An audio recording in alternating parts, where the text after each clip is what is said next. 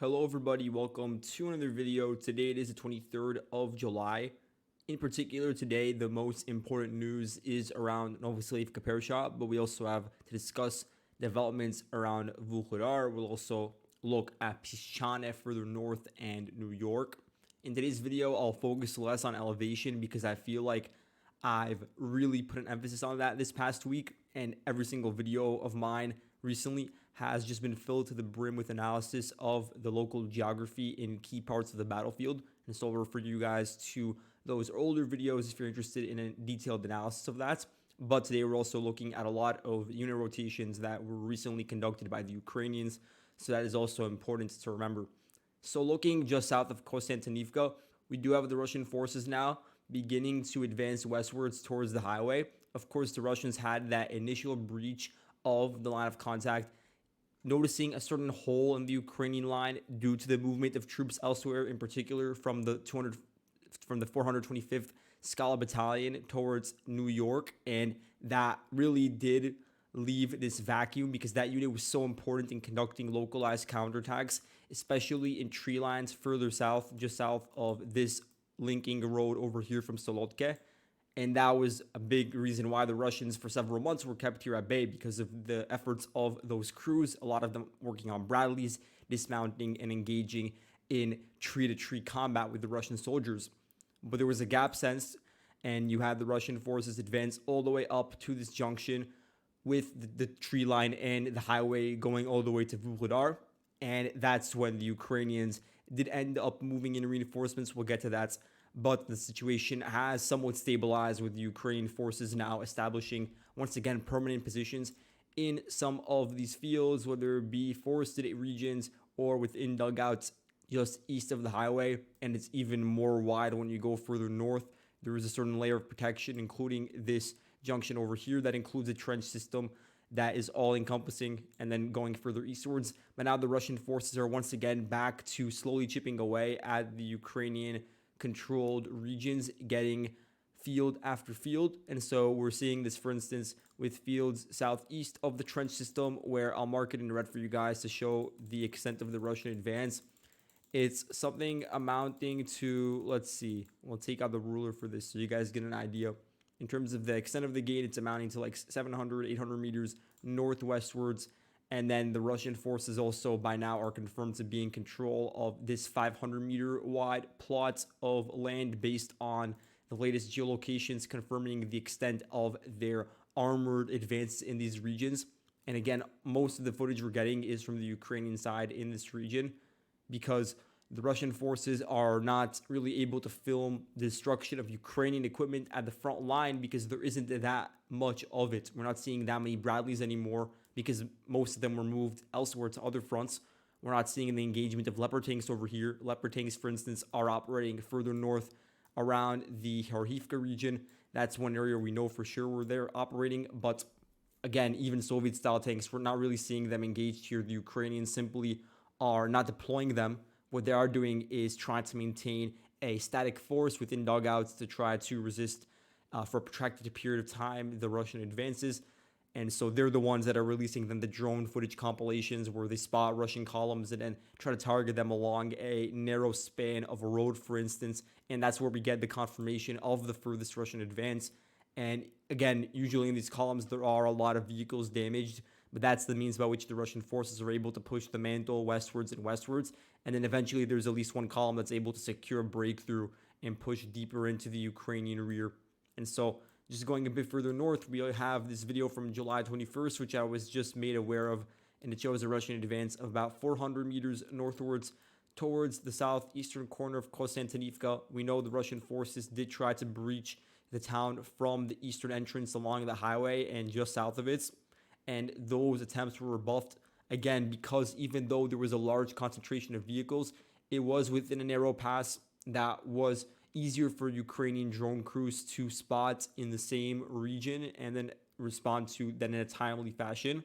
But it does mean the Russian forces do have an outpost right next to Konstantinivka, making it very hard for defenders to continue operating over there as they're continuously fired upon by the Russian forces, getting it closer and closer.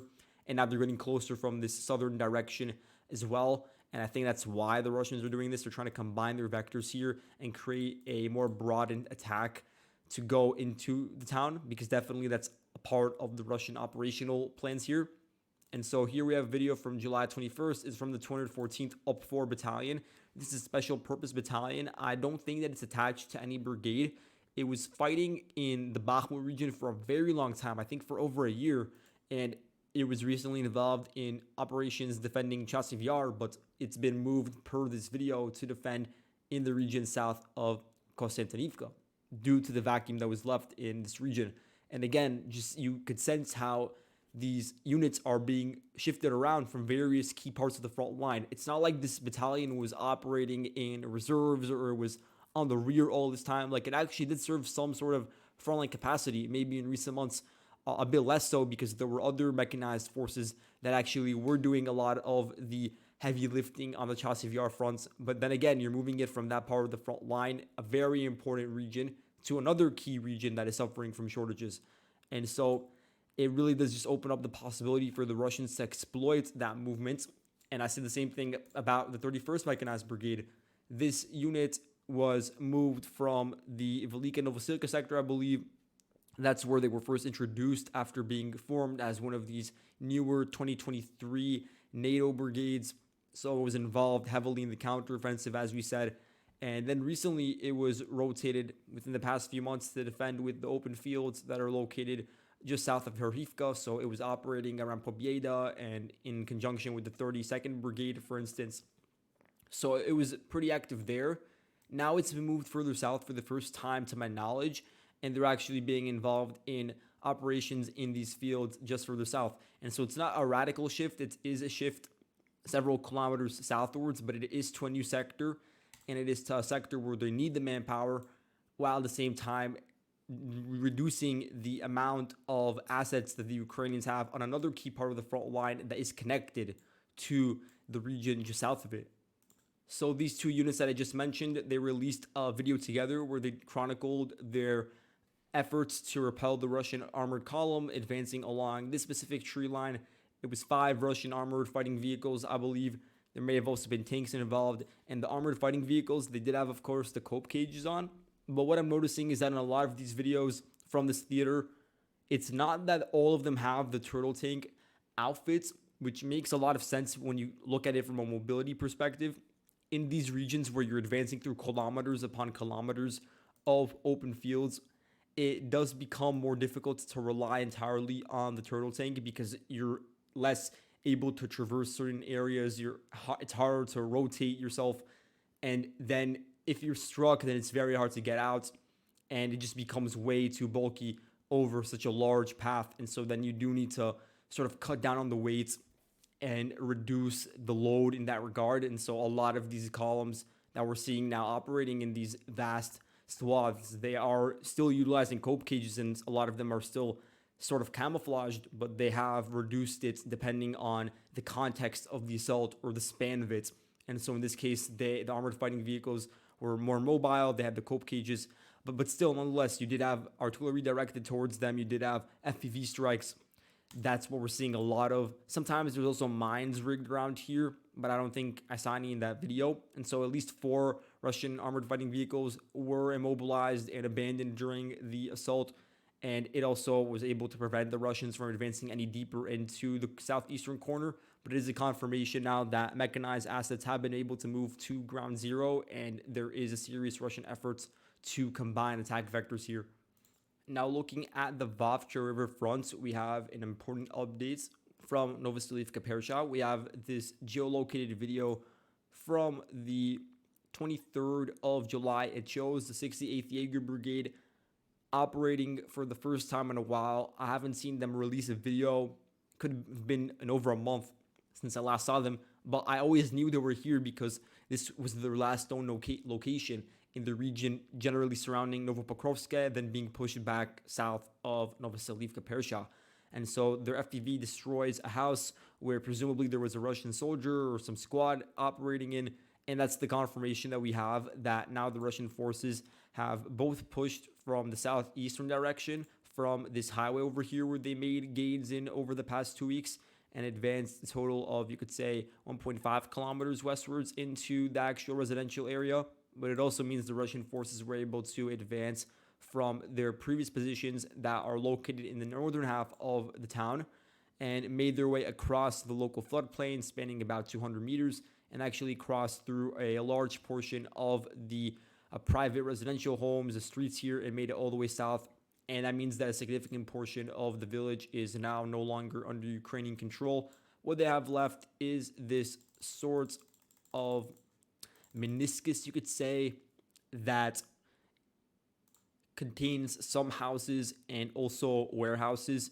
You also have the western approaches where the supply line, the final one that or the two last ones that we know of, are still theoretically on paper under physical Ukrainian control. But now that we know the 68th Brigade is here, or at least their FPV units, the Hornets of Dovbush, at the very least, we now know there is additional support, because previously we knew of the presence of the Shkaval Battalion, the inmate-only battalion within the 47th Mechanized Brigade. There were also other elements of said units, and now you also have the cooperation of the 68th. Maybe the 25th Airborne Brigade is here. I'm not exactly sure because we haven't seen enough proof of that, but it does show that there is now a concerted effort by the Ukrainians to hold the line, but it is becoming more futile as the days goes on. Every single day, basically, there is some sort of Russian advance, and there isn't much left to take in this region. And following the fall of Novoselivka Persha, there won't be any sort of organized settlement for the Ukrainians to set up camp in, really, east of the river. They're going to have to withdraw along those same supply lines that I'll mark in red for you guys. They're going to have to withdraw back across the river towards the local strongholds, towards Mezhove. And when we talk about Mezhove, I really don't know how the Ukrainians control that going forward, because the fall of Novoselivka Persha means that Mezhove will be technically on the eastern bank of the river here. It is on extremely low elevation. It is between the trench systems, so it's not even really protected on its eastern perimeter. And the Russian forces will be in the process of clearing out the nearby fields, and those hills overlook Mezhove. And so it only becomes logical that the Ukrainians would no longer have a realistic means by which to hold on to it. And then you could say the same thing about whatever remnants are defending around Yazobrodivka. And so once Novoselivka Persha falls, there will be a correction of the front line that at its greatest extent could span around 4 or maybe more kilometers westwards. We also know now that Russian sources claim that assault on Volche has started. The Russians solidified control over Prokhrez these past few days, and they've now commenced the nearby operation to advance southwards. Perhaps there's also some sort of flanking maneuver from the western direction. I don't know what's going on with the rail embankment.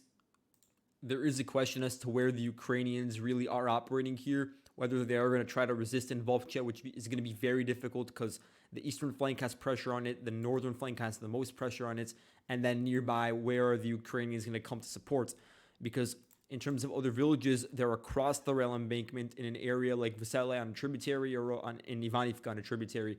And so both those two villages will also become exposed to Russian direct fire once the Russian forces continue advancing on the southwestern direction along that local height. And so that is already going into the future, but it is important to keep an eye out for the future Russian movements over here. And as we go eastwards, we're going to discuss this update in New York, but we also have an interesting video that was released today by the 110th Mechanized Brigade, which before I actually get into the incident, I'll just say that the fact that the 110th Brigade filmed a video that is right next to Alexanderpil is very interesting to me, because we know that the 110th has generally been operating in this sort of northwestern direction, northwest of various villages like Novoselivka, Lozhevatske, trying to hold back the Russians using a lot of drone resources. They're well known for that. And so seeing them a bit further east in an area like New York is pretty interesting to me, because you'd expect that during such really important times, dire times for the Ukrainian defense forces in the area northwest of Cherotine, it's weird to see some of their elements operating in this part of the front line, but I suppose they may be split to a certain extent that I wasn't aware of previously. Also, the 110th Brigade is one of those units that has posted the most about their man pads taking down Russian planes. They've shown a lot of these videos over the years, and I think they also showed one on June 28th. That was their most recent one, and so they've claimed to have shot down two of these Russian Su-25s over the past month. That is their claim, and they also have the video for this one specifically that shows how they use a man-pad system. Standing on a local height just southeast of Alexandropol, observed the Russian, actually it was two Russian Su-25s flying near the front line. They were flying, actually, we have the location for generally in this blue marker, and so they were very close to the line of contact, about 4.2 kilometers away, and it was likely in an effort to provide the Russians with close air support to target Ukrainian forces either along the local heights in Alexandropol or just as they were flying further north to target an area like New York where there's heavy fighting. And so the main pads itself, I believe it was an Igla because I think the 110th Brigade have used it many times in previous man-pads operations. They use Igla a lot. The 80s made Soviet system, surface-to-air missile. And so you could see how the second plane is actually hit in the video. And then there's another video that I've linked over here that shows the aftermath where that ends up crashing. The pilot, according to Fighter Bomber, and it's not really disputed by any Ukrainian sources, was able to eject and made it out safely. But then again, it is a destruction of equipment over here. And what it shows is that the Russian forces are not just dropping FAB bombs, whatever variety, from 60, 70 kilometers away from the front line right now, depending on where they want to hit. If they want to hit deeper into the Ukrainian line, they may get closer, like 30 kilometers away, depending on the situation. And at that point, really the only threat becomes the Patriot systems or some sort of long-range air defense system. That's really the only issue for the Russian jets that are conducting those sort of drops from far away. And most of the time, that isn't really a big concern. But then when you get closer and closer, then that's when there is a larger danger. But nonetheless, the Russians do continue to utilize close air support, especially in key parts of the front line like this. The reason why is because, of course, FAB bombs are important, even though they do have some sort of issue with accuracy, depending on how much they weigh, which is just obvious. As it increases, there's going to be more issues with the accuracy. But you also have to remember there are moving targets over here. A tank isn't going to stay in place throughout the entirety of the flight course of the FAB, even 500 or 250. And so sometimes you do need to get close to the front line, and you do need to get a specific missile fired on a moving target. And I'd say that's especially pertinent in New York, where you do have a lot of Ukrainian troops being dismounted at the moment as reinforcements in or around the village. And so then that opens up opportunities for airstrikes from a closer range. And so that's what I think we're seeing throughout all of this. But finally, let's look at the situation just to the north around Pishchane, where we do have an additional updates. So according to Petrenko and Deep State, the Russian forces have been able to advance even further north into the outskirts of the village. It's an advance that amounts to somewhere in the ballpark of 400 meters northwards. And we can just show it to you guys with a red outline over here. So this protruding region has now been taken over by the Russians per Ukrainian sources. What this means is that the Russian forces really are beginning to put their mark on this salient. It's not a transient attack in nature. When the Russians entered here, they weren't entering as an intention just to raid. They wanted to solidify control here, and after that, eliminate any sort of Ukrainian presence on the flanks. And that's what they're doing now by trying to get control over all of these various tree lines, local roads, houses. Also westwards, they have to do that. And also there are some trenches south that they need to secure. And so now those combing operations are commencing by the Russian forces. You could see them try to unify the Russian vector around Berestove with the one in Pishchane just to make it flow more seamlessly and sort of reduce the threats on the flanks. And then the same thing with Tabaivka.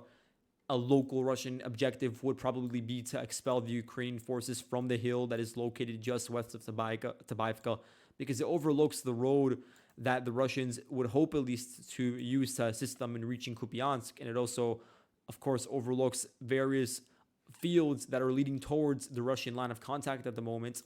And then again, it's a thorn in the Russian side to have troops stationed over there. And so I'd expect that they want to level the front line and create a even deeper salient using Pishchane as the spearhead for that.